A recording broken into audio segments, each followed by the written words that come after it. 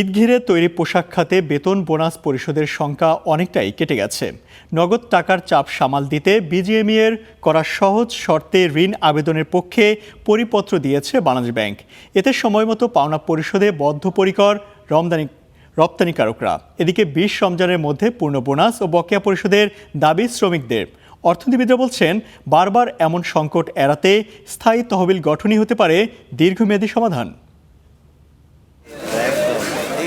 বেতন বোনাসের দাবিতে ঈদের আগে প্রায় আন্দোলনে নামতে হয় পোশাক কারখানার শ্রমিকদের। এবার সে পরিস্থিতি এড়াতে তৎপর শিল্প মালিকরা। বৈশ্বিক বাণিজ্যে অস্থিরতায় অর্ডার কমে যাওয়ায় নগদ টাকার সংকটে গার্মেন্টস মালিকরা। এমন পরিস্থিতিতে বেতন বোনাস পরিশোধে সহজ শর্তে ১৪,০০০ কোটি টাকার ঋণ সহায়তা চেয়েছে বিজিএমইএ। এমন আবেদনে সম্মতি জানিয়ে দেওয়া পরিপত্রে কেন্দ্রীয় ব্যাংক বলছে, যেসব কারখানা কমপক্ষে ৮০% রপ্তানি আয় করেছে এবং গেল নভেম্বর থেকে চলতি বছরের জানুয়ারি পর্যন্ত বেতন ভাতা পরিশোধ করেছে, শুধুমাত্র তারাই এই ঋণ সুবিধা পাবে। সেক্ষেত্রে ঋণ পেতে রপ্তানিকারক প্রতিষ্ঠানগুলোর সংগঠন বিজিএমইএ ও বিকেএমইএ সহ অন্যান্যদের প্রত্যয়ন লাগবে।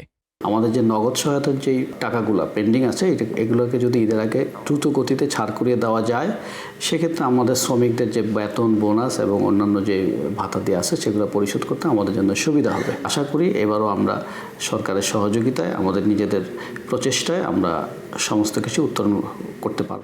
শ্রমিক সংগঠনের দাবি, ২০ রমজানের মধ্যে ১ মাসের সমপরিমাণ বোনাস ও বকেয়া পরিশোধ করতে হবে। এছাড়া মার্চের অর্ধেক বেতনও আগাম দিতে হবে। ঈদ আসলেই দেখি যে মালিকদের একটা হাহাকার তৈরি হয়, ওনাদের সমস্যা। এটা ঠিক যে এবার গণ অভ্যুত্থান পরবর্তী সময়ে অনেকগুলো কারখানা বন্ধ হয়েছিল, কিন্তু যেই কারখানাগুলো চালু আছে সেগুলোর জন্য শ্রমিকদের যে পাওনা সেটা অবশ্যই দিতে হবে। তৈরি পোশাক খাতের শ্রমিকদের বেতন ভাতা নিশ্চিত করতে একটি স্থায়ী তহবিল গঠন করার পরামর্শ অর্থনীতিবিদদের।